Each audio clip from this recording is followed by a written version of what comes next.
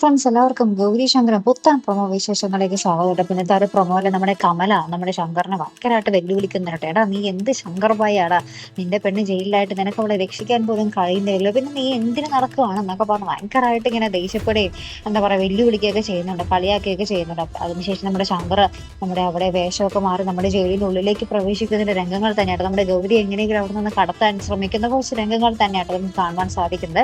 അതിനുശേഷം അവിടെ നമ്മുടെ ഗൗരിയുടെ കുഞ്ഞിനെ കൊല്ലാൻ കൂട്ടു നിൽക്കുന്ന ആ ഒരു പ്രതികളുണ്ടല്ലോ, അവരുടെ ഇടയിൽ അവരോട് വേറൊരു മുത്തശ്ശി പോലത്തെ ഒരു മുത്തശ്ശി ഇങ്ങനെ പറയുന്നുണ്ട് കേട്ടോ. മുത്തശ്ശി എന്ന് പറഞ്ഞാൽ അവിടെ ആ മുത്തശ്ശി ആ ജയിലിൽ തന്നെ കിടക്കുന്നതാട്ടോ.